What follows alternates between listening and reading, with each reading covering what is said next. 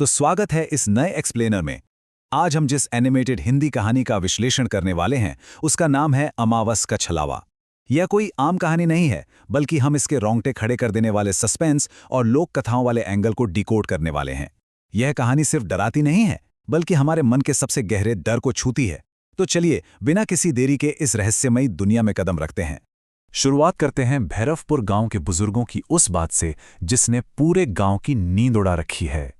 अमावस की रात कुएं में रहने वाली परछाई इंसान का रूप ले लेती है। ये कोई मामूली कोट नहीं है, बल्कि ये वो नींव है जिस पर इस पूरी कहानी का खौफ टिका हुआ है। ये बात तुरंत साफ कर देती है कि इस गांव में कुछ तो बहुत ही भयानक और अलौकिक है। भाग 1, गांव का काला सच।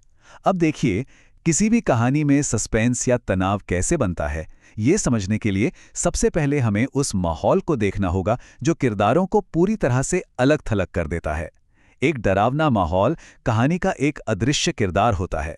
सोचिए, बिल्कुल घुप अंधेरा है, हवाएं ऐसे चल रही हैं मानो चीख रही हों, और भैरवपुर गांव पर एक अजीब सा डरा देने वाला सन्नाटा पसरा है। हवा में सर्दी और खामोशी दोनों एक साथ तैर रहे हैं।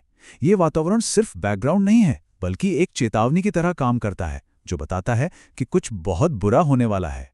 और ये शानदार ढंग से स्पष्ट करता है कि आखिर गांव वाले इस खास चंद्र चक्र के दौरान उस पुराने कुएं से इतना क्यों खौफ खाते हैं। अमावस यानी चांद के बिना वाली रात। लोक कथाओं में हमेशा से ये माना जाता रहा है कि इसी समय अलौकिक शक्तियां अपने चरम पर होती हैं। ये वो समय है जब अदृश्य दुनिया और हमारी दुनिया के बीच की दीवार सबसे कमजोर हो जाती है। भाग 2, एक हताश चुनाव। अब कहानी के उस मोड़ पर आते हैं जहां असल गति आती है। ध्यान गांव के सबसे गरीब मजदूर हरिया पर केंद्रित होता है, जिसे मजबूरी में इस खौफनाक अंधेरे में कदम रखना पड़ता है। यहाँ एक बहुत ही दिलचस्प और दिल तोड़ने वाला कॉन्ट्रास्ट देखने को मिलता है। एक तरफ है गीता, जो कुएं से आ रही अजीब चीखों की वजह से हरिया को घर में रहने की मिन्नतें कर रही है, और दूसरी तरफ है हरिया की मजबूरी। अगर वो पानी नहीं लाएगा तो घर का चूल्हा कैसे जलेगा, बच्चे क्या पिएंगे।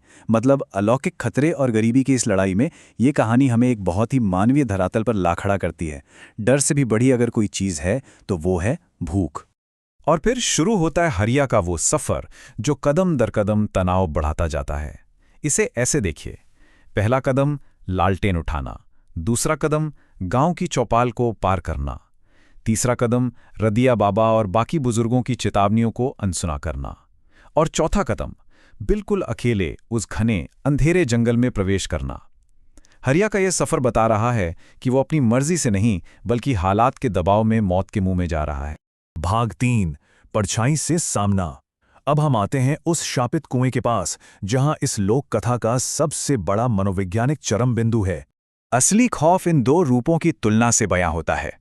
इमेजिन कीजिए, एक तरफ असली हरिया है, डरा सहमा हुआ, हाथ में बस एक लालटेन लिए, और दूसरी तरफ वो छलावा। जब हरिया कुएं के पास पहुंचता है तो असली डर तब पैदा होता है जब वो देखता है कि सामने बैठी आकृति कोई और नहीं बल्कि वो खुद है। वही कपड़े, वही चेहरा, बस चेहरे पर एक भयानक सी मुस्कान है और आंखें पूरी तरह से काली हैं। बिल्कुल रूह कंपा देने वाला मंजर। और फिर वो छलावा एक ऐसा ताना मारता है जो दिमाग को सुन्न कर दे। वो कहता है, आज तेरी शक्ल मैं ले चुका हूं हरिया, अब असली कौन ये तू भी पहचान नहीं पाएगा। ये सिर्फ डराता नहीं है, बल्कि एक गहरा मनोवैज्ञानिक अत्याचार है। और देखते ही देखते वो इंसानी रूप से एक खतरनाक शिकारी धुएं में बदलने लगता है, जो अब अपने शिकार पर झपटने ही वाला है। लेकिन फिर हरिया की जान कैसे बचती है?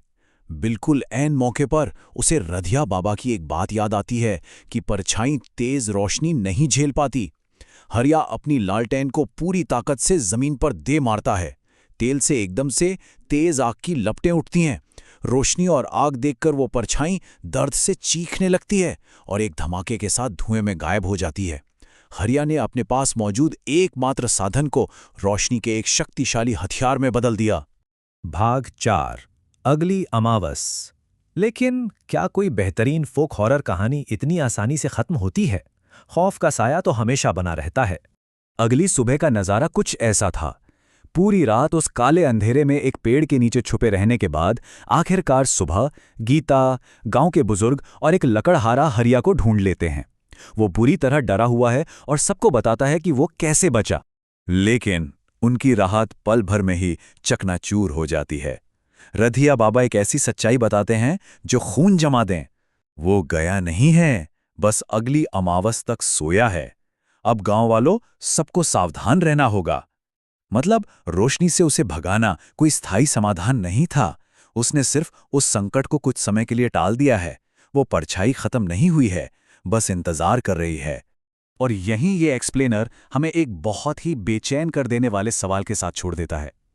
छलावे ने वापस आने का वादा किया है, तो क्या हरिया अगली अमावस की रात बच पाएगा? गांव वाले अब एक निरंतर डर के साए में जीने को मजबूर हैं। जरा सोचिए, उस श्राप से आखिर कैसे बचा जा सकता है जो इंसान की हर एक हरकत की हूबहू नकल करता हो? ये एक ऐसा सवाल है जो कहानी खत्म होने के बाद भी दिमाग में गूंजता रहता है। इस एक्सप्लेनर में हमारे साथ जुड़ने के लिए बहुत बहुत शुक्रिया।